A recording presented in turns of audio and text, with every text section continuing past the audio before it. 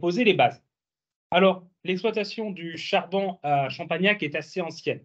On a un document du XVIe siècle qui évoque l'existence de charbon dans la région. Il parle d'une terre de la Charbonnière, puisqu'il y a des affleurements de charbon à la surface, ce qui a permis quand même assez tôt d'en découvrir donc l'existence et des premières exploitations. Alors, on a peu d'informations sur cette période-là, mais de ce qu'on en sait, donc c'est des groupes de paysans locaux qui ramassent du charbon, du coup, directement à la surface pour leur usage personnel, où ils peuvent l'échanger avec le maréchal Ferrand, le forgeron. Donc voilà, on reste sur quelque chose de très artisanal. On a quelques documents qui rapportent l'existence de puits clandestins au XVIIIe siècle. À l'époque, donc ils n'ont pas d'autorisation pour le faire, mais ils creusent des premiers puits. Mais là encore, on a assez peu d'informations. On ne sait pas est-ce que tous les puits clandestins ont été identifiés dans les rapports qu'on a, ou est-ce que c'est juste certains qui ont été connus. C'est le problème de la clandestinité, c'est que ça laisse peu de traces écrites. Mais ces premiers puits donc, sont très rudimentaires. On est sur des puits très peu profonds. Et c'est voilà, encore une fois, c'est les paysans qui s'organisent entre eux pour les creuser, donc avec les moyens dont ils disposent. Donc ça peut être des descentes à l'échelle, ça peut être des cordes qui animent avec des treuils, avec des paniers. On reste sur quelque chose encore là de tout début. Et on n'a pas de nom de puits durant cette période. Et pour qu'il y ait une officialisation de l'exploitation du charbon à Champagnac, il faut attendre 1836, lorsqu'il y a la première concession royale qui est donnée. Puisque l'exploitation des ressources du sous-sol n'est pas libre. Le propriétaire de surface n'est pas propriétaire de ce qu'il y a dans son sous-sol. C'est à l'État, et donc c'est celui-ci qui donne les autorisations. Donc à l'époque, c'est le roi.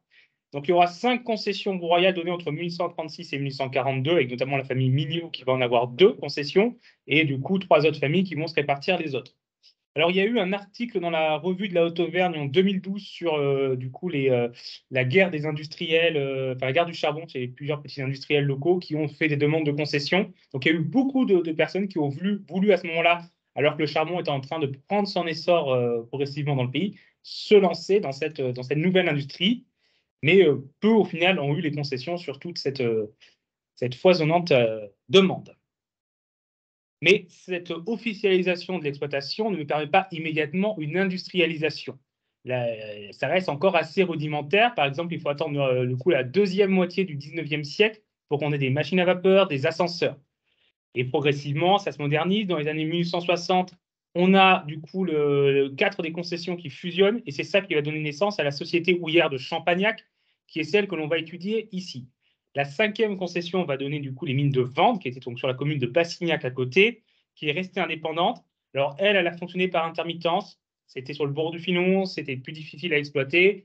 Et souvent, ça se relançait pendant les périodes de guerre quand il fallait produire à tout prix. Mais à la première crise après, ça retombait.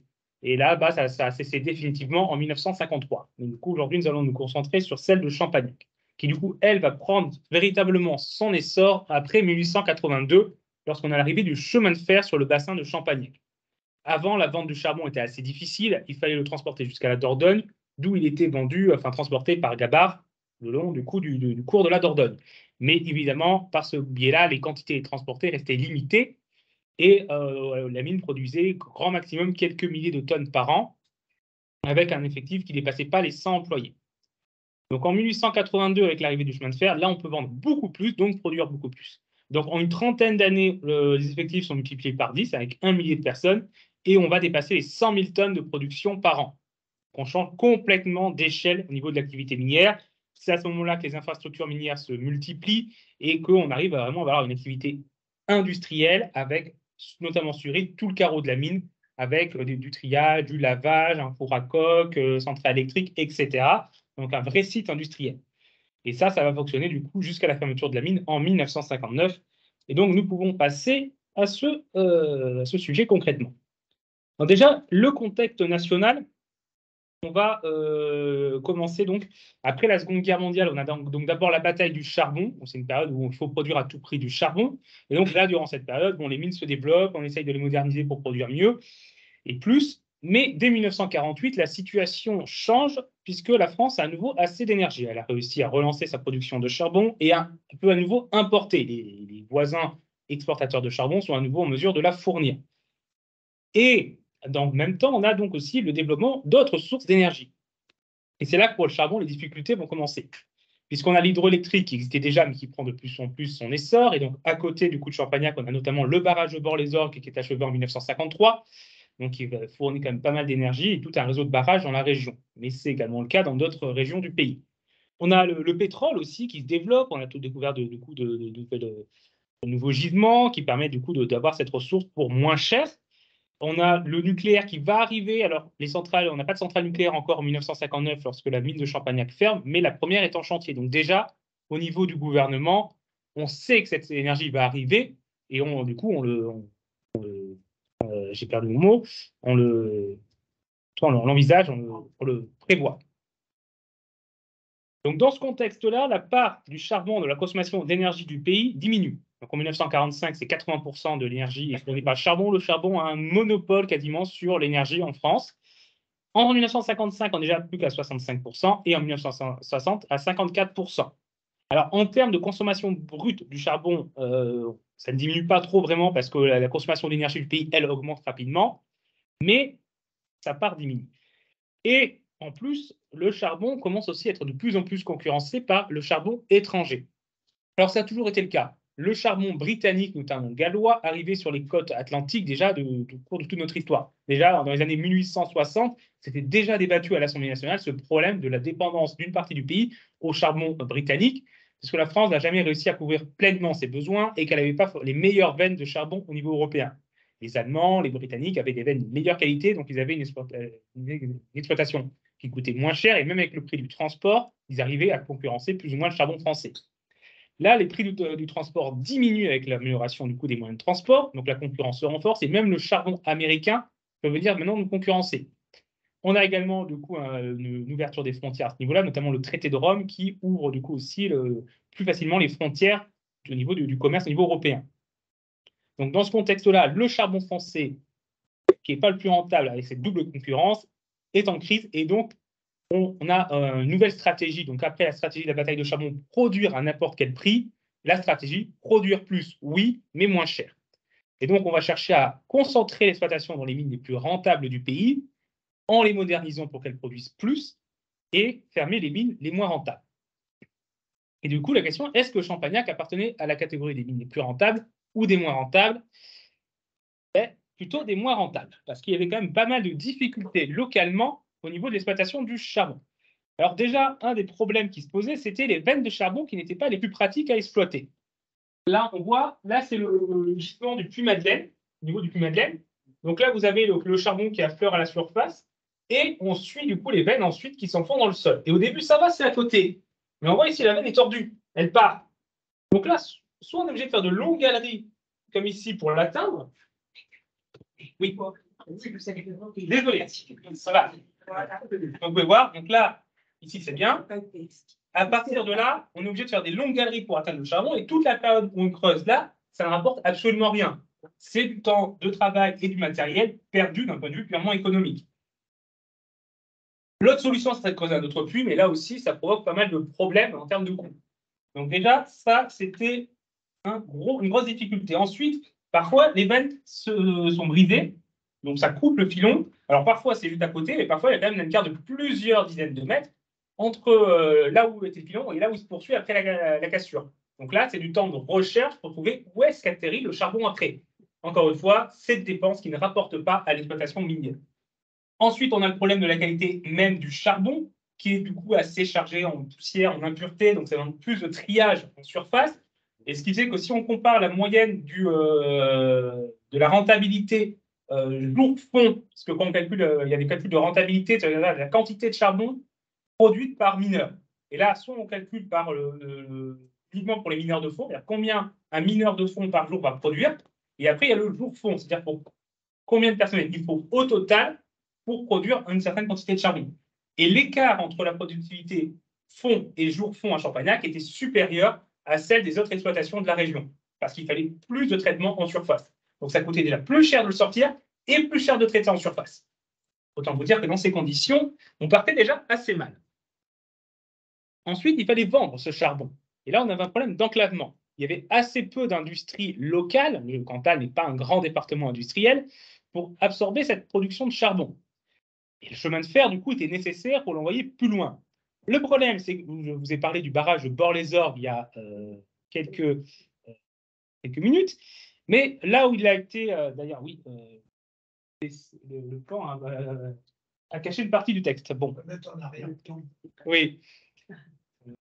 Mais du coup, oui. Donc en 1951, on a le début de la mise en eau du barrage et il y avait le chemin de fer qui passait dans la vallée et qui s'est retrouvé inondé, ce qui a coupé un des deux côtés de la liaison ferroviaire. Alors de l'autre côté, on pouvait encore envoyer, mais pour une partie des clients, il fallait donc faire un détour en passant par Aurillac avant de pouvoir recevoir le charbon. Donc ça a rajouté du coup de transport à un coût de production déjà élevé. Alors il y avait eu un projet d'établir un tunnel pour remplacer le chemin de fer qui avait disparu, mais ce projet n'a jamais été achevé, malgré une mobilisation importante de plusieurs centaines de communes, qu'elles soient dans le Cantal ou en Corrèze, qui étaient concernées par la disparition du chemin de fer. Donc, dans ces conditions, c'était difficile de rentabiliser la mine de Champagnac. Elle avait un déficit qui dépassait à la fin les 200 millions de francs par an.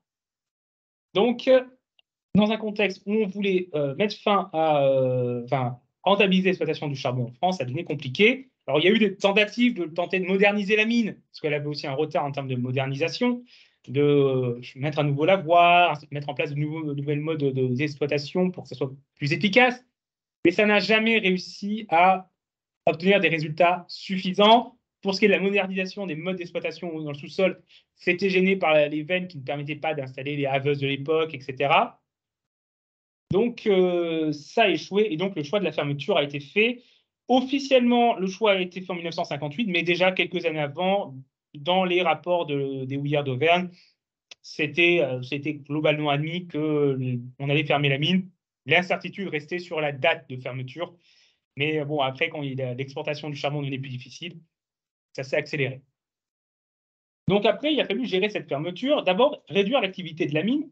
Alors là, on a l'évolution donc de la production et des effectifs. Alors au niveau de la production, on voit que ça diminue assez peu avant la toute fin.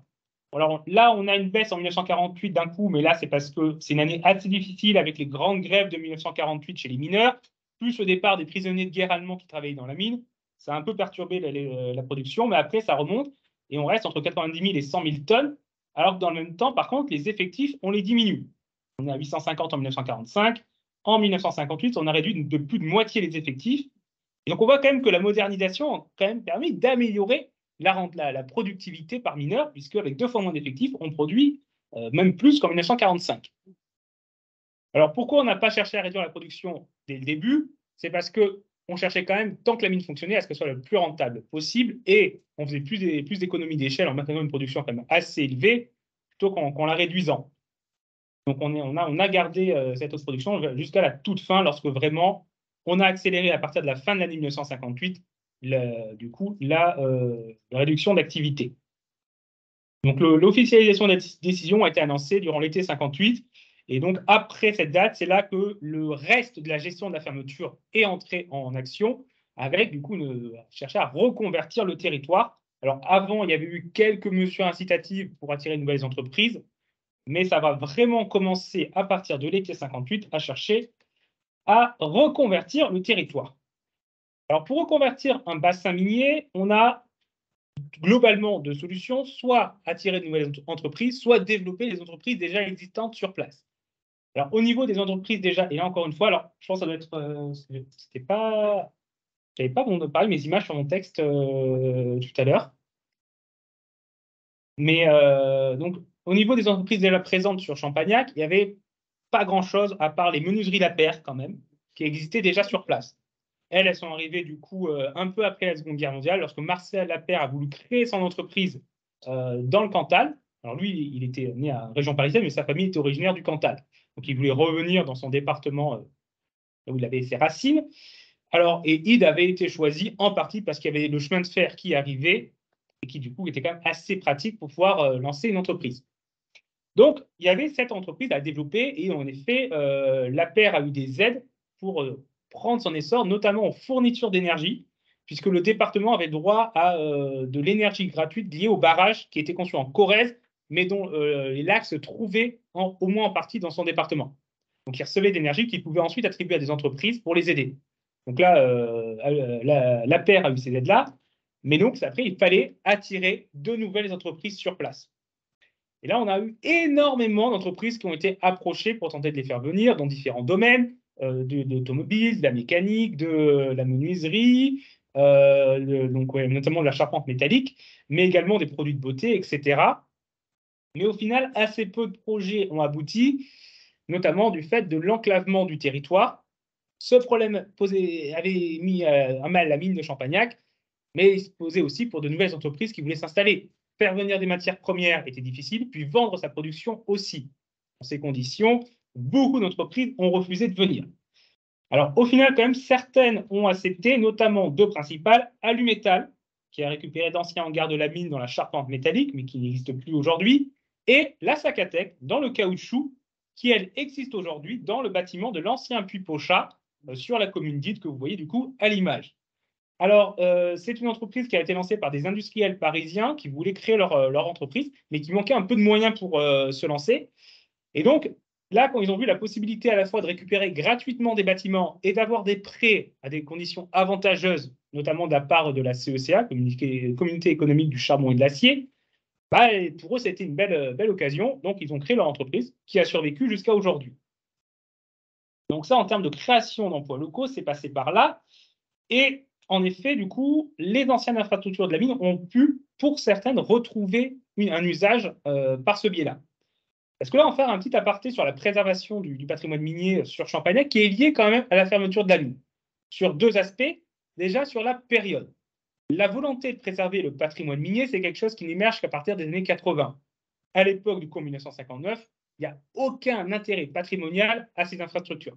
Donc, c'est conservé uniquement si ça sert encore. Et comme une grande partie de l'utilité de ces bâtiments va être liée à la reconversion du bassin minier, c'est encore une fois lié à la gestion de la fermeture de la mine.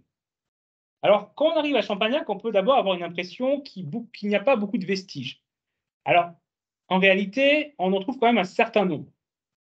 Déjà, on a plusieurs bâtiments de puits qui ont été reconvertis. Le puits Madeleine, qui est devenu une habitation, le puits des Plates, où il y a plusieurs habitations qui ont été faites à l'intérieur, et il y en a également l'ancienne pharmacie de la mine qui existait encore à Île, le four à coque où le dojo a été installé à côté et qui sert du coup de local au dojo à côté, avec un petit mémorial qui a été installé dedans à l'avant. Donc ça, c'est des bâtiments là, un peu emblématiques qui ont survécu. On a également les logements de la mine qui ont été globalement conservés. Vous avez par exemple ici la Cité des Plates. Et là, vous avez, donc là j'ai mis une photo. Je ne viens pas pour cette photo, c'est bon. Donc là, c'est une photo de coup du Bois de Lan, où on voit les anciens, là où c'est des anciens logements d'amis. Donc avec la cité Pochat ici, où c'est plein de petits logements, les logements individuels, et les casernes Baron, qui étaient quatre grandes casernes avec 8 logements chacun. Et après, par contre, là, tout le reste, c'était des constructions plus récentes qui ont été faites par la suite. Donc ça, les logements, ils ont été assez bien conservés parce que pour beaucoup, soit ils restaient habités, soit ils restaient de potentiels logements au cas où le territoire retrouvait une dynamique. Donc ça, c'était pas détruit. Ensuite, j'ai mis aussi cette photo de vue aérienne. Et en rouge, là, donc là, c'était là où il y avait le carreau de la mine. Et en rouge, c'est les bâtiments qui existaient qui existaient déjà à l'époque de la mine. Donc on voit qu'il y en a quand même pas mal, notamment donc, le four à coque, la pharmacie, et le reste, c'est surtout des hangars et des ateliers. Et là, on peut constater une chose, c'est que les bâtiments qui ont été conservés en plus grand nombre, c'est des bâtiments qui ne sont pas identifiables directement comme miniers. Quand on voit ces hangars, ces ateliers, il n'y a rien dessus qui indique qu'ils appartenaient à une activité minière. C'était des bâtiments classiques d'industrie qui pouvaient facilement être reconvertis. C'est pour ça qu'ils ont été conservés. Alors que les bâtiments et les structures les plus emblématiques, donc triage notamment, tout ce qui était cheminée, chevalement, ça, ce n'était pas réutilisable, ça a été détruit. Et donc, au final, quand on compare avec la conservation d'autres bassins miniers, en termes purement quantitatifs, la part de préservation du patrimoine minier n'est pas beaucoup plus faible. Par contre, il n'y a pas eu de choix de préservation emblématique, comme dans les bassins où ça va faire plus tard, où on a gardé notamment les chevalements et un site en particulier de l'activité minière où on remarque tout de suite que c'en est. Donc voilà, c'est cette petite aparté que je souhaitais faire. Et on va pouvoir du coup repartir à la gestion de la fermeture et cette fois à la question du coup du personnel de la mine. Alors évidemment, une partie a pu retrouver de l'emploi dans ces entreprises locales créées ou dans celles déjà existantes qui se sont développées. Mais ça n'a été qu'une minorité. Au total, sur un personnel, comme je vous l'ai dit, je vous remets le tableau là, un personnel qui en 1945 était déjà était à plus de 800 et qui était encore à 500 en 1955. Toutes ces nouvelles entreprises n'ont pas créé plus de 300 emplois. Même quand elles ont été à leur maximum, on ne totalisait pas plus de 300 emplois. C'est clair que c'était loin de compenser l'entièreté des emplois qu'assurait la mine. Et donc, la priorité pour reconvertir les anciens mineurs, ça a été la mutation dans d'autres exploitations. Ça, c'est quelque chose qu'on observe dans les fermetures de mines globalement jusqu'aux années 70. Après, ça devient plus compliqué puisqu'on a de moins en moins de mines et de plus en plus de mines qui ferment. Donc, plus assez d'emplois pour absorber les emplois qui sont supprimés. À l'époque de Champagnac, les fermetures de mines restent peu nombreuses. On peut donc assez aisément les réembaucher ailleurs. Donc, notamment Messé, qui est la mine la plus proche qu'on a pris, mais Brassac, Saint-Éloi, d'autres sont allés plus au sud de Casville-Carmaux, certains sont allés bien plus loin, en Lorraine ou dans le Nord. Alors, ces mutations n'ont pas toujours été aussi bien acceptées par le personnel. Beaucoup avaient quand même aussi un attachement au territoire où ils étaient nés, où ils avaient des ancêtres depuis plusieurs générations. Et donc, on a une forte opposition des gens à partir. Certains, notamment ceux qui travaillaient à Messé, pendant longtemps, il y a eu un bus, pendant une quinzaine d'années quasiment, qui faisait le trajet entre Champagnac et Messé pour le personnel de Messé qui voulait rester sur Champagnac. Mais avec plus d'une heure de trajet à chaque fois, voilà, leur nombre a diminué quand même progressivement, mais il a fallu attendre début des années 70 pour qu'il n'y en ait plus. Donc on voit quand même il y a cette volonté qui est restée. On voit aussi ça dans les termes employés pour qualifier ces mutations. On retrouve plusieurs fois le terme de déportation. C'est quand même un terme assez fort qui montre voilà, à quel point c'était mal vécu. Donc, mais au final, du coup, quasiment tous les anciens mineurs ont quand même retrouvé un emploi au final, mais soit loin de leurs racines, soit dans une nouvelle activité, alors qu'ils avaient souvent aussi comme un attachement à l'activité minière qu'ils avaient pu pratiquer durant toute leur vie. Et en plus, ces nouvelles activités n'étaient pas forcément aussi bien rémunérées que l'activité minière. La mine, c'était un métier très dangereux, très dur, mais qui en compensation était quand même mieux payé. Surtout après la nationalisation des mines, où il y avait quand même eu le statut des mineurs, ils avaient obtenu un certain nombre d'avantages qui perdaient du coup avec ce nouvel emploi. Ces nouveaux emplois, en plus, n'ont pas toujours été stables et assurés, que ce soit les autres mines qui, à leur tour, ont été confrontées aux difficultés de l'activité charbonnière en France. Et les entreprises locales n'ont pas eu aussi une situation toujours très facile. Alumétal a fini par disparaître du coup dans les années 70. Les tanneries de Bord-les-Orques, qui avaient aussi embauché d'anciens mineurs, ont aussi connu des difficultés. Donc, ils se sont vite retrouvés aussi à devoir s'inquiéter de leur avenir. Donc, cette reconversion du personnel, si elle a pu se faire, elle est restée précaire. Et dans des fermetures de mines plus tardives, la situation a encore été plus difficile, puisque là, on avait quand même la chance d'être à une époque où on avait une situation de plein emploi dans le pays, ce qui facilitait la reconversion. Dans des fermetures de mines plus tardives, à une époque où le chômage avait augmenté, les situations vont se complexifier.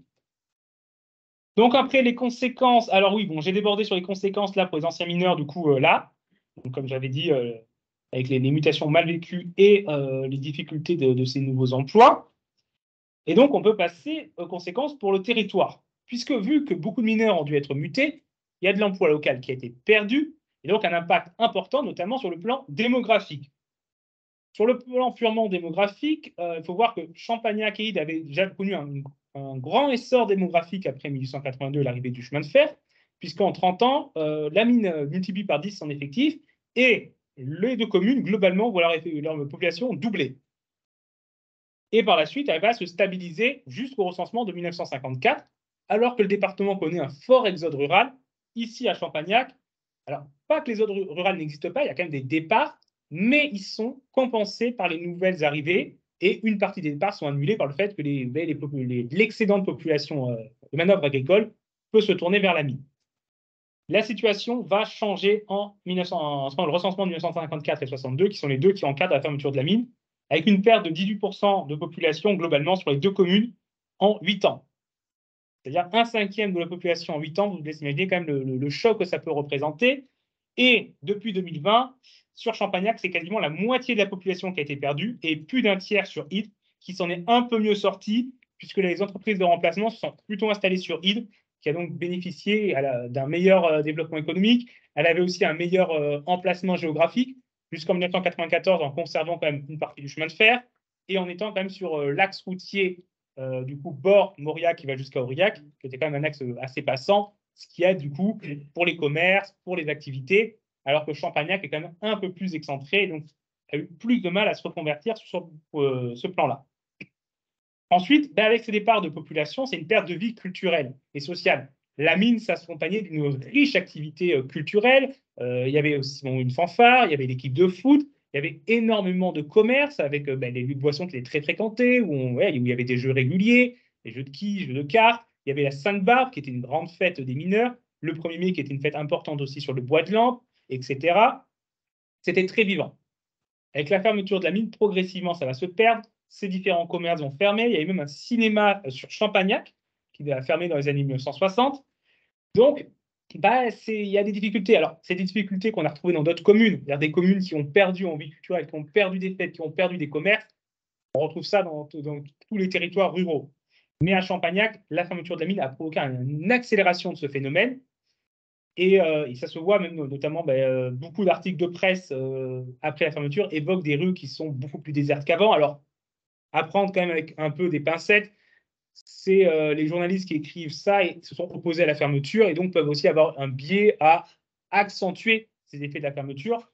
Mais c'est indéniable que quand on compare ce qu'on voyait avant et ce qu'on a vu après, c'est une rupture.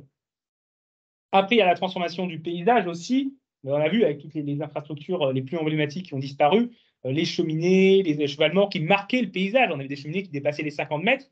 C'était visible de loin. C'était un marqueur identitaire du territoire qui a disparu. Et puis les autres infrastructures aussi emblématiques. Voilà, c'est toute une identité du paysage de ces communes qui a disparu et qui a contribué à transformer profondément le territoire. C'est vrai que quand on voit des photos d'époque, et j'ai oublié de mettre cette photo-là, on voit une photo du coup des années 1950 de Champagnac, et si on compare à ce qu'il y a, enfin de Hit, et on compare à ce qu'il y a aujourd'hui, ça n'a plus grand-chose à voir au niveau de la zone où il y avait l'activité minière. Ensuite. Oui, après le petit point donc, sur les sources qui m'ont servi, j'étais un peu rapide, mais je pourrais répondre aussi aux questions après. Mais après, oui, sur les sources, Monsieur Floro a cité donc, les archives du musée de la mine, notamment le classeur 11. Alors, à l'époque, ce n'était pas le classeur 11, c'était réparti dans plusieurs classeurs, mais j'ai fait un travail du coup de rangement de ces archives, puisque alors, les archives avaient été rangées en partie, mais toutes les archives qui faisaient référence à la fermeture de la mine, c'est des documents que Monsieur Abrard avait réunis plus tardivement et qu'il avait dispatchés dans les classeurs qu'il avait réalisés en fonction de la place qu'il avait. Donc moi, j'ai toutes regroupées dans un nouveau classeur que j'ai rajouté. Donc maintenant, aux archives du coup de la mine, tout ça est dans le classeur 11. Ensuite, les archives départementales du Cantal, je me suis passé quand même plusieurs fois, avec notamment les séries 2040 W10, 40 W14 ou 1 W319, qui sont les trois des séries où j'ai le plus de documents. Il y en avait également d'autres séries, par exemple 65J 1 et 2, où il y a quelques documents syndicaux et politiques sur la fermeture de la mine. Donc, après, aussi au niveau des archives numérisées par les archives départementales, où il y a eu donc des articles de presse, mais aussi les recensements qui m'ont servi aussi pour voir les évolutions démographiques, même si les recensements numérisés sont plutôt ceux plus anciens. Donc là, ça m'a plutôt servi pour d'autres parties de mon mémoire. Après, au niveau des archives départementales du Puy-de-Dôme, la série 40 ETP, avec, bon, il y a plusieurs séries dans la 40 ETP, mais voilà, c'est les archives des houillères d'Auvergne qui, du coup, à partir de 1946, on a la nationalisation des mines de charbon, qui sont gérées par houillères de bassin. Donc ici, Champagnac, c'était les houillères d'Auvergne, qui se réunissaient à Clermont-Ferrand tous les mois et discutaient de la situation de l'ensemble de leur exploitation. Donc évidemment, la fermeture d'une de leurs mines était quand même évoquée. Et avec ça, à chaque fois, il y avait des tableaux statistiques sur toutes leurs mines, donc avec la productivité, la production, les effectifs, les salaires, etc. Donc là, c'était quand même aussi une mine d'information sur l'évolution de la situation de la mine de Champagnac. Et également les délibérations du conseil municipal de Champagnac qui sont conservées au sein de la mairie, puisque, évidemment, je vous laisse imaginer bien que la disparition du premier employeur de la commune était quand même débattue assez régulièrement dans la commune. Donc là aussi, ça permet de suivre la situation et de voir qu'est-ce qui est dit par ces acteurs. Beaucoup d'acteurs aussi sont impliqués dans la gestion de la fermeture. Donc, sur la gestion purement administrative, on est les houillères d'Auvergne. Sur la question économique, on a les différentes institutions économiques, la chambre de commerce, par exemple, le comité d'expansion économique, du coup, aussi au niveau régional. Le ministère de l'Industrie aussi est intervenu, notamment en faisant de la publicité pour le bassin de Champagnac auprès de différents industriels. Après, au niveau des acteurs, les élus, donc conseil municipal de Champagnac. J'ai également eu de nombreuses correspondances du député Augustin Chauvet, qui a été très actif. Alfred Basset, qui était maire d'Ide et conseiller général. Il est beaucoup intervenu aussi, beaucoup de correspondances. La préfecture, alors là, c'est notamment du coup aux archives départementales, on a beaucoup de courriers de la préfecture, de rapports sur les situations, donc notamment des échanges entre le sous-préfet de Mauriac et le préfet du Cantal, qui du coup le tenait au courant régulièrement de l'évolution de la situation, notamment bon, sur la reconversion, mais aussi de l'état d'esprit de la population.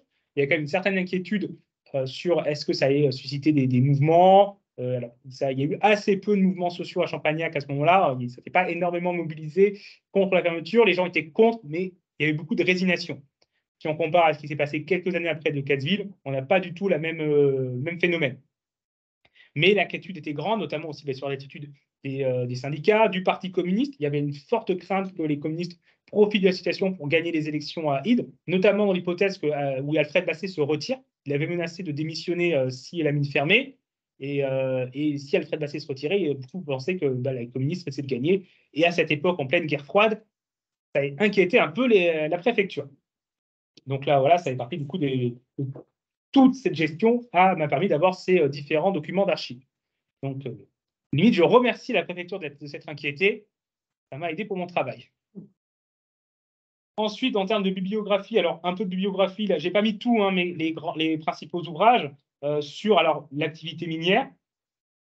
En général, c'est plutôt les deux premiers, c'est des ouvrages du coup généralistes sur l'activité minière.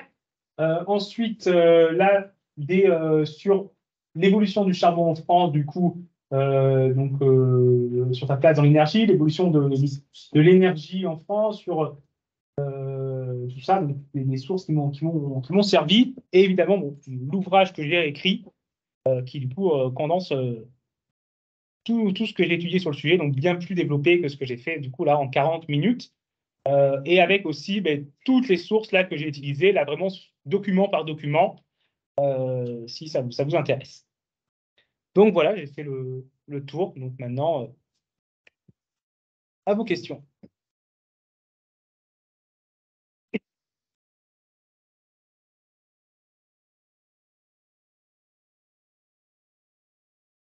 Entre l'Europe et les États-Unis.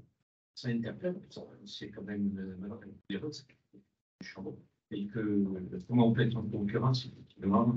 Les États-Unis, avec du coup, les moyens de transport qui s'amélioraient, arrivaient à envoyer du charbon par bateau jusqu'à l'Europe. Et notamment dans une période où comme l'influence économique des États-Unis se renforçait, ils investissaient déjà avec le plan Marshall, ils avaient plus de facilité aussi à ouvrir les marchés européens à leur production.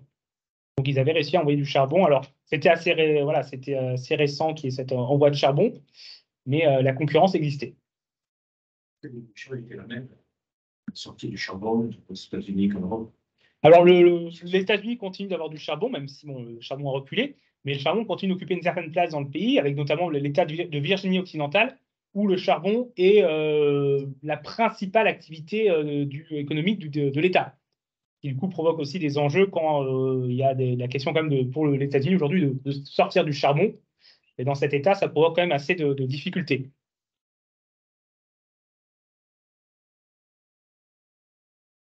Oui, donc il y a un musée de la mine qui est il est ouvert durant l'été toutes les après-midi, normalement de 14h à 17h30. Et là, pendant les vacances de la Toussaint, il y aura possibilité de réserver des visites. Alors, c'est pas moi qui ferai les visites, ils ont recruté des services civiques qui vont être chargés de ça, donc je les ai juste formés. Mais il y aura donc possibilité de réserver des visites. Alors plutôt en fin de semaine, c'est là où ils vont concentrer les visites. Mais voilà, si vous avez l'occasion pendant les vacances de la Toussaint. Il y a une estimation de la quantité de charbon qui a été retirée de l'ensemble de l'EM. Alors c'est dur de faire une estimation précise parce que on n'a pas la production année par année, puisque pour ce qui est avant la Seconde Guerre mondiale, une partie des archives de l'entreprise ont été perdues. Après, on sait que ça a dépassé les 100 000 tonnes par an globalement à partir des années toute fin du 19e siècle. Donc, on a quand même une soixantaine d'années où on est à plus de 100 000 tonnes par an. Donc, déjà, ça nous amène à plus de 6 millions. Vu que cette année, on est plutôt autour des 120 000, on va monter à 7 millions. Et après, la production qui était avant était plus faible, mais on va quand même au total avoir plusieurs dizaines de milliers de tonnes. Donc peut-être 7, 8 millions de tonnes de production, mais voilà, ce n'est pas possible de donner un chiffre précis. On ne connaît pas le potentiel de la mine, est-ce qu'il reste encore Par contre, du charbon, il en reste, oui. La mine ne s'est pas arrêtée par manque de charbon. C'est parce que ce charbon était difficile à exploiter, mais il en restait. Et ils estimaient encore les réserves déjà repérées étaient encore de plusieurs millions de tonnes. Et il y avait potentiellement encore des réserves hautes qui n'ont pas été repérées, qui étaient plus profondes.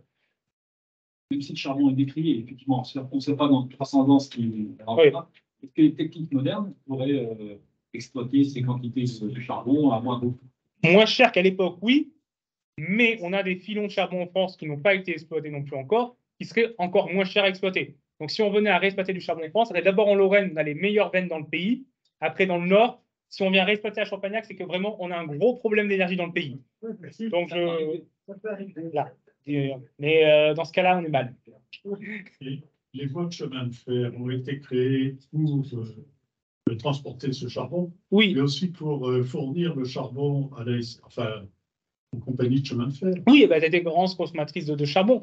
Mais de fait, bah, il y aurait eu des chemins de fer qui seraient passés dans cette zone du Cantal, mais le tracé passant par Ide a été décidé pour la mine. Et dans tous les débats qu'il y a eu sur, notamment même à l'Assemblée nationale, ils ont débattu du chemin de fer ici. Parce que là, l'enjeu, on en revient du coup au charbon anglais qui concurrençait le charbon français et donc, dans les années 1960 à l'Assemblée nationale, ils s'inquiétaient de cette concurrence. Puisqu'on n'était pas encore alliés avec les Anglais et l'hypothèse d'une guerre avec eux n'était pas quelque chose d'impensable.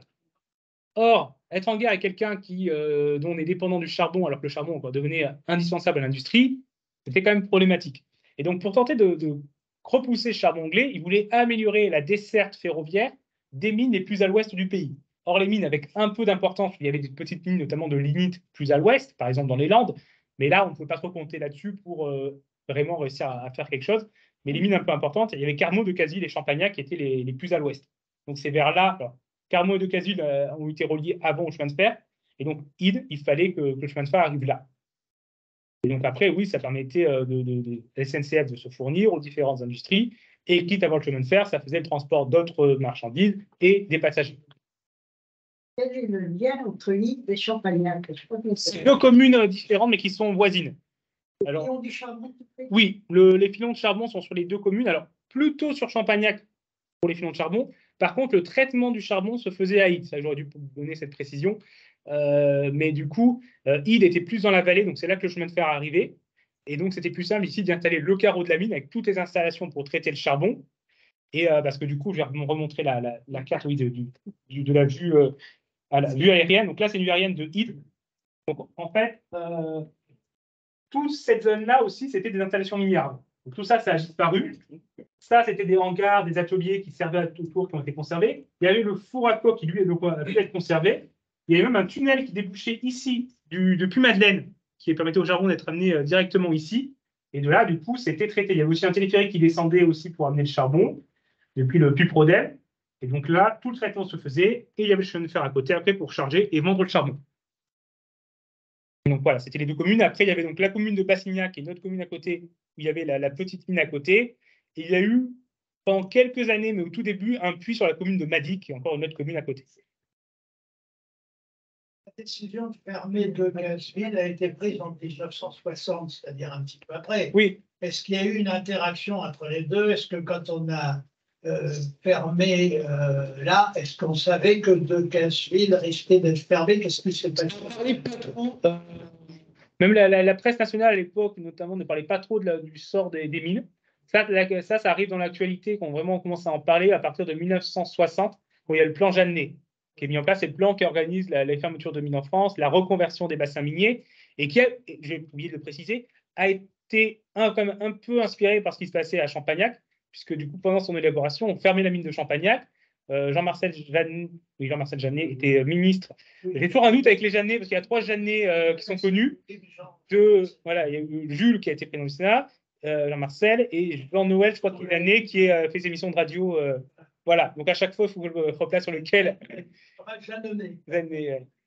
Donc du coup, il était ministre du coup, de l'Industrie en train d'élaborer le plan quand la mine a fermé, et il aurait déclaré à Bernard Sérac, qui rapporte cette parole. Donc, c'était un des responsables des houillards d'Auvergne à ce moment-là, avant de se lancer dans la lu métal, puis d'avoir une carrière politique sur Ide.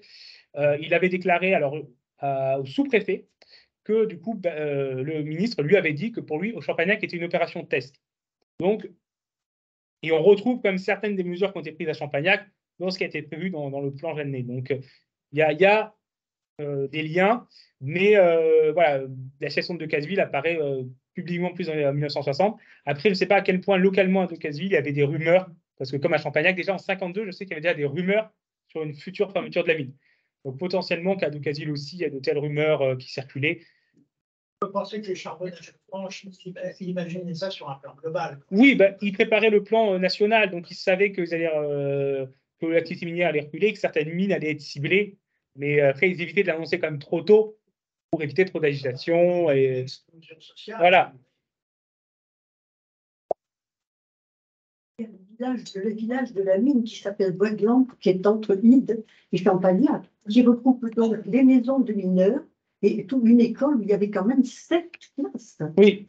Alors, Théon, le Bois de Lampe est sur Champagnac, la commune de Champagnac, mais c'est vrai que c'était à la base un petit hameau qui s'est complètement développé et qui a pris comme une certaine identité à part. Et c'est vrai que pour les gens du Bois de Lampe, certains ont comme tendance à dire qu'ils ne sont pas à Champagnac, ils sont au Bois de Lampe. Même si voilà, administrativement, c'est la même commune. Mais c'est vrai que c'est devenu un petit village avec sa propre identité qui, à l'époque, avait son réseau de commerce, son école, ses bars, etc. Toute sa vie culturelle, sa propre fête du village. Et donc, c'est vrai que cette identité est restée. Et il y a encore un peu une tension parfois entre Champagnac et Bois de Lampe. Et même, on retrouve, par exemple, dans les élections municipales, parfois, il y a un candidat qui est le candidat du Bois de Lampe et l'autre candidat qui est rejeté par le Bois de Lampe. Donc, c'est encore quelque chose qui se retrouve. Oui. Alors maintenant, l'école a fermé en 2016. Il restait plus que 3 classes, il me semble, à toute fin. Donc ça avait bien diminué parce que forcément, il y a eu beaucoup de départs d'enfants. Et maintenant, donc, mais le bâtiment de l'école existe encore. Et il y a des concerts qui sont organisés, parce qu'il y a une association culturelle dans ce bâtiment, qui est un bâtiment qui a été fait dans les années 1920. Alors, il y avait l'école du Bois de Lampe qui existait avant, mais le bâtiment actuel a été fait à ce moment-là pour accueillir un nombre d'enfants de plus en plus important dans ce qui était devenu un village.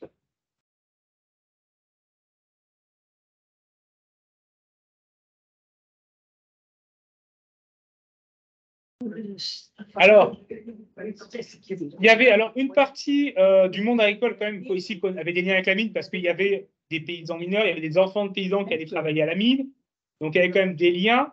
Après, il y avait une identité quand même qui était différente, notamment le choc de la fermeture de la mine qui a été fort pour les habitants du Bois de Lampe, pour les habitants du coup du bourg ou des hameaux, n'a pas été le même. Après, je sais qu'il y avait aussi une relation avec les marchands de toile qui étaient présents au bourg de Champagnac. Et là, il y avait un peu une hostilité de la part des mineurs, parce qu'ils voyaient quand même cette population plus aisée sur le plateau avec eux, les mineurs. Donc, c'est plus, de moins des témoignages que j'ai pu trouver, pour les mineurs, c'est plus envers les marchands de toile qu'envers le monde agricole qui avait une opposition. Avec le monde agricole, c'était pas la même culture, pas le même monde, certes, mais ça restait quand même un monde assez populaire et qui quand même était amené à se croiser. Voilà. Donc cela, c'était juste que voilà, donc voilà, c'était en parallèle sans qu'il y ait vraiment d'hostilité. Est-ce qu'il reste encore sur le plan sociologique des traces de cette identité industrielle et salariée? Oui, bah, il reste encore un peu d'activité industrielle sur Ide grâce à la reconversion. Et après, oui, bah, les descendants de mineurs ont gardé, alors ça se perd, mais ont gardé des aspects du coup de se sentir descendants de mineurs, de garder des fêtes. La Sainte-Barbe est encore fêtée à Champagnac. Le 1er mai, il y a encore du coup une petite cérémonie au Bois de Lampe. On peut garder des aspects. Sur le plan électoral aussi, les mineurs n'avaient pas le même vote que le vote agricole. Pendant longtemps, le Bois de Lampe ne votait pas pareil que le reste de Champagnac. Alors, la différence aujourd'hui a quasiment disparu, mais si on regarde les élections du coup depuis la fermeture de la mine, encore dans les années 90, la différence est encore forte. Il y avait beaucoup de Polonais. Il y avait des Polonais, il y avait des Lettons. Quelques-uns aussi, oui. La nationalité la plus présente, c'était les Polonais, après les Italiens, Espagnols, quelques Allemands, Yougoslaves, Portugais. Voilà. Oui. Donc ça, eux, ils arrivent après la Première Guerre mondiale. Avant, le recrutement restait très franco-français et plutôt localisé dans des départements proches. Cantal, Corrèze, Puy-de-Dôme, un peu Dordogne, Lot, Haute-Loire, Allier, Aveyron. Donc, on restait dans une certaine proximité. Alors que d'autres mines avaient déjà commencé à recruter des étrangers. Dans le Nord, beaucoup de Belges. On avait des Italiens aussi.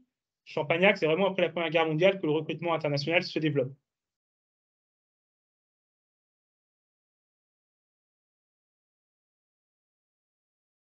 Beaucoup sont restés.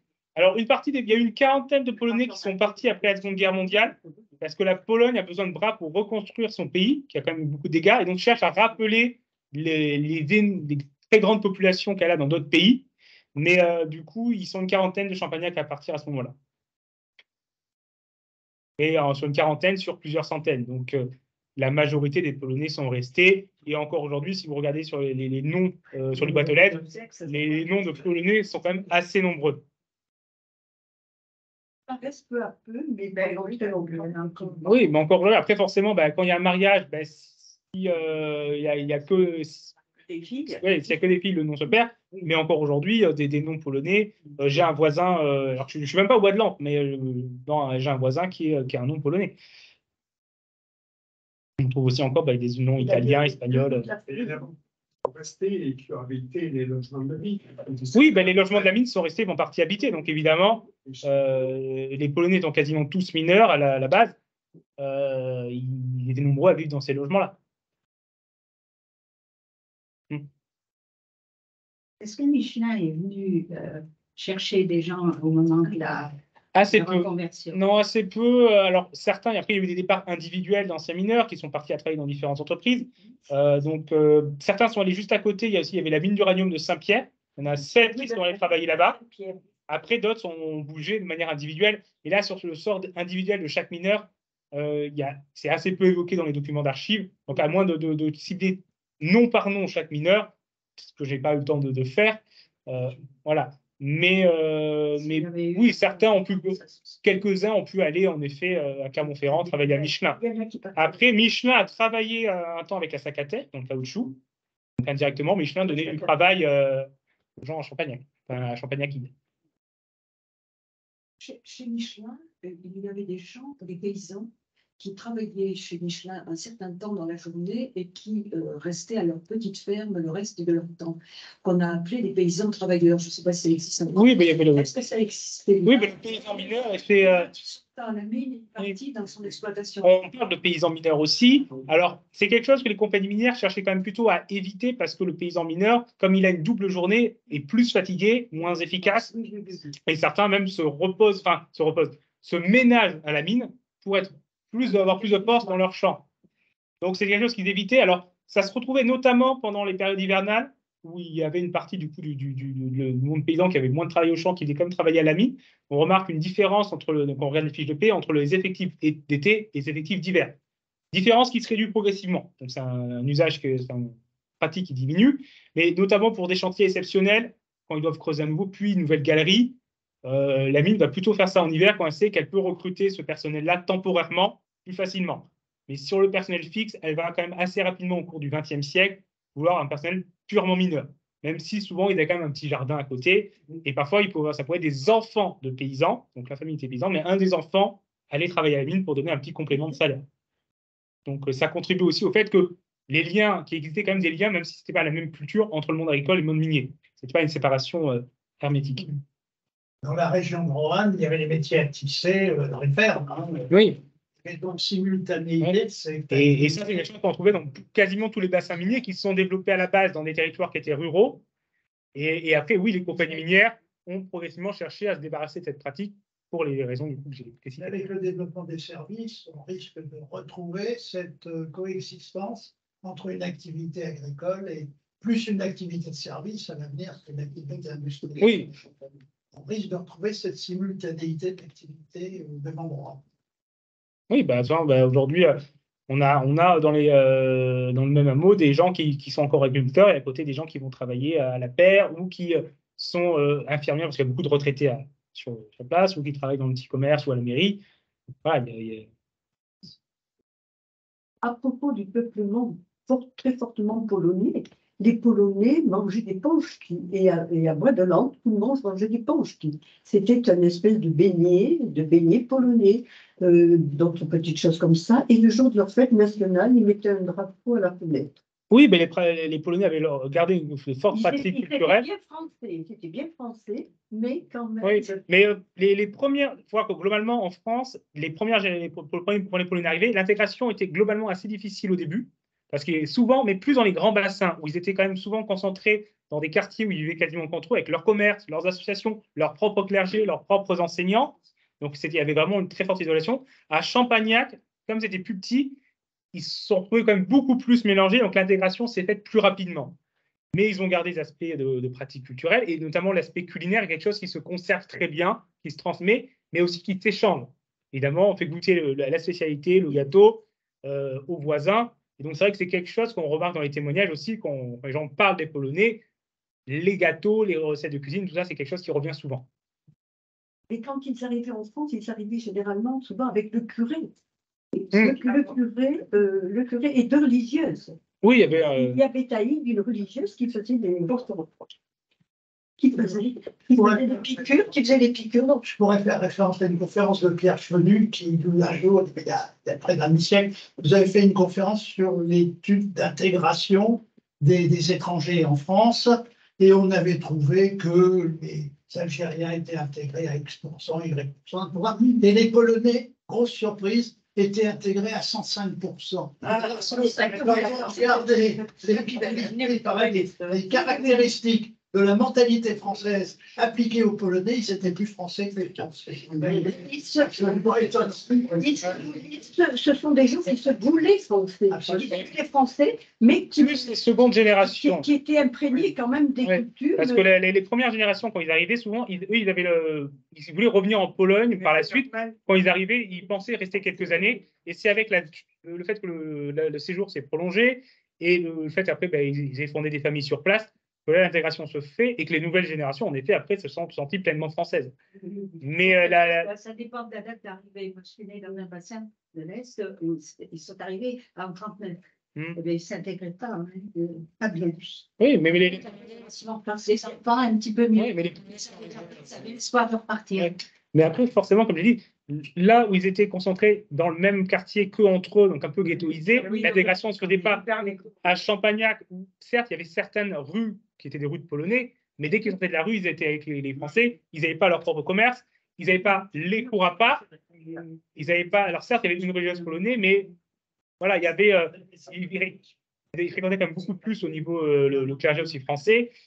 Il y avait moins ce particularisme et ce. Il y avait des choses qui étaient inévitantes, parce qu'il y avait dans ces familles-là des grands-parents qui étaient nés en Pologne, et les grands-parents qui arrivaient avec leurs petits fichiers, etc.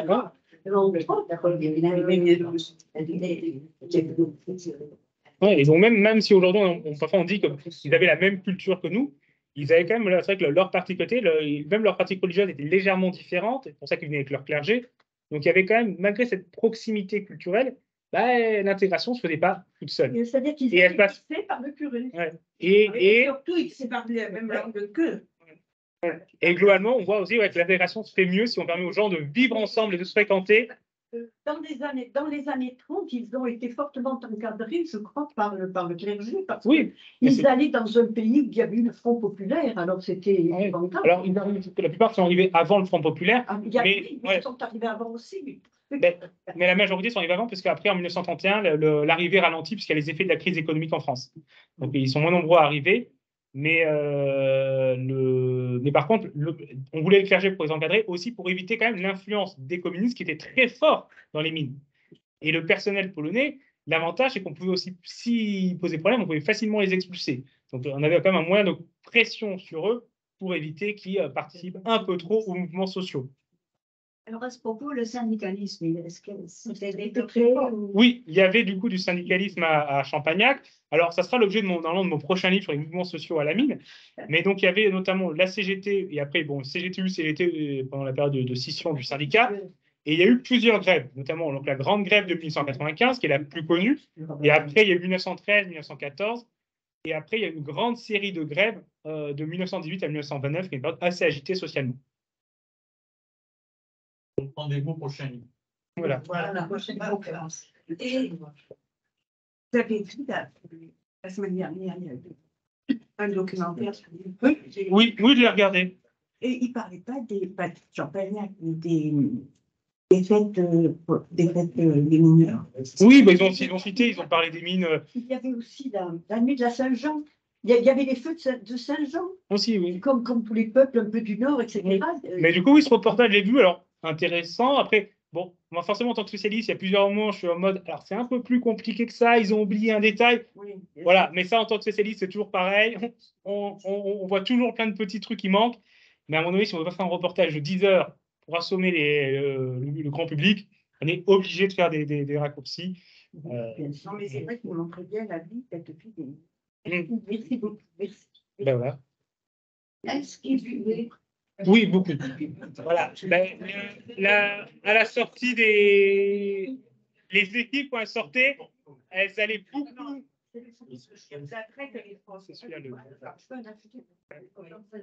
Ouais. Donc, du coup, oui, quand ils sortaient, souvent les équipes passaient au bar parce que ben, il y avait la soif après la journée, quand même, où ils ont fait le travail physique, la poussière qui desséchait la bouche et l'effet de groupe. C'est-à-dire que tu as Michel, on va au bar, et puis tout le groupe suit. Et donc, bah oui, c'était assez fréquenté. Voilà.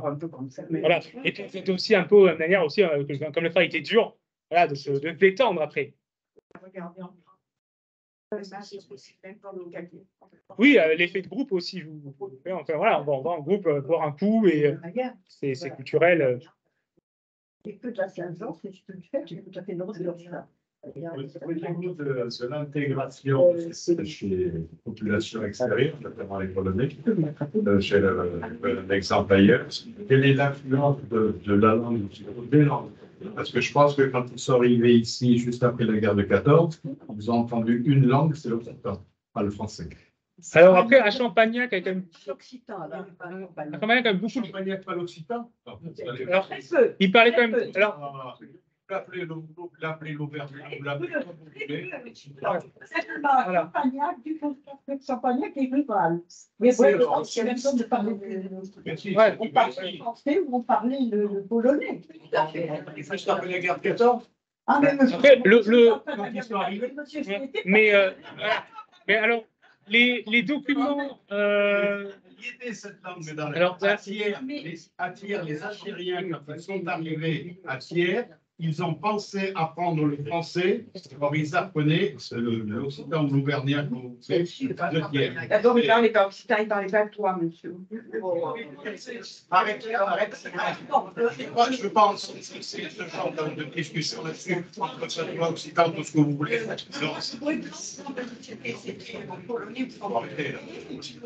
Dans les villages alentours, je ne dis pas le centre, je dis le village, où par exemple, Bande, etc., des gens effectivement parlaient le patois. Voilà.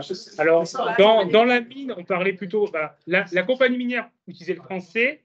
Les documents écrits, du coup, sont en français, y compris les documents écrits par les mineurs, notamment des délégués mineurs. Du coup, alors, je pense qu'il y avait à côté, du coup, une intégration. Je pense qu'il devait y avoir un peu un mélange entre les mots et expressions qui venaient de l'occitan et le français qu'ils étaient obligés de parler. Donc voilà, il y avait, je pense, un peu un mélange des deux. Mais le problème, c'est que je manque de documents venant de la base elle-même. Les documents que j'ai des mineurs eux-mêmes, c'est les responsables syndicaux, c'est les délégués mineurs qui écrivent des rapports, mais officiels. Donc forcément, ils écrivent en français. Du coup, c'est difficile de saisir la langue concrète qui était parlée par le commun des Français. Après, au niveau de la langue, bon, ben, forcément, comme ils se fréquentaient beaucoup plus au travail, mais aussi dans les commerces, au lavoir, etc., ils ont rapidement appris quand même la langue qui se parlait sur place. Voilà. Mais c'est sûr que forcément, le fait qu'il y ait une entreprise qui encadre et qui, du coup, au final, impose quand même un peu un langage, enfin, le langage qu'elle utilise, devait aussi pour renforcer le français parisien plus que dans le monde agricole. Oui, l'école aussi joue beaucoup à... Voilà. Les enfants, je m'appelais pas tout, il y en avait qui s'appelaient, on l'appelait Yann. Parce que dans les pays de l'Est, le J se prononce. Ah, mais oui, mais bon, c'était Yann. Les dernières questions? D'une manière générale, vous me dites où est l'état de l'exploitation minière en France actuellement? Est-ce que le charbon, ça a disparu 2004, dernière mine de charbon. Après, il reste voilà, d'autres activités, de la diatomie, par exemple, qui est encore exploitée. Mais en France métropolitaine, on n'a plus grand-chose comme activité minière. On a de l'or en Guyane, par exemple. On a le nickel en Nouvelle-Calédonie. Mais c'est clairement pas c'est plus ce que c'était avant en termes d'activité minière en France. Charbon. Le charbon 2004, dernière mine de charbon en France. Le lithium, là, je ne saurais pas vous répondre sur le lithium comme ça. Voilà. Si vous voulez du coup en savoir plus, comme je l'ai dit, il y a mon livre, j'en ai quelques exemplaires ici, qui est en vente à 10 €. Oui. Deux, d'accord. Voilà. Je vais en envoyer un ancien, Voilà. à un ancien élève qui s'appelle Clépax. D'accord, donc ça va. Ah, vous avez compris, il s'appelle Clépax. Ah oui, donc forcément. Nous devons remercier Florian Petit-Allo pour sa présentation.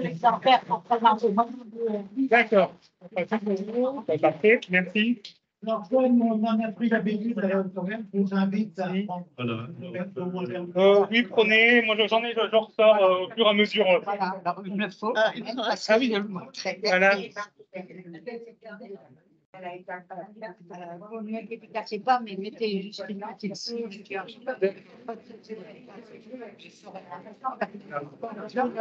vous êtes. J'ai une station assez courte, mais. Bon. On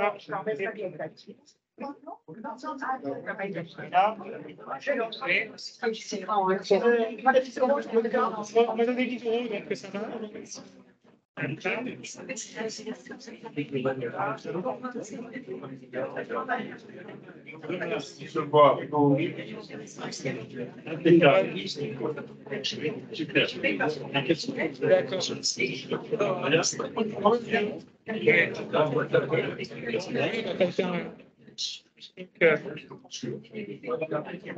oui, je pourrais pas.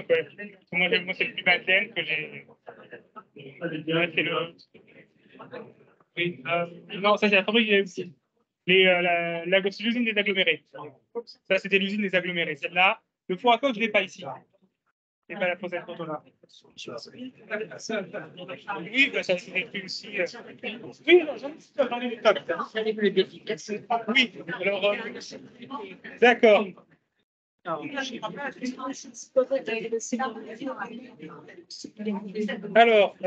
pour l'instant, il est disponible en assez peu d'endroits. Médiathèque d'Ib, notamment.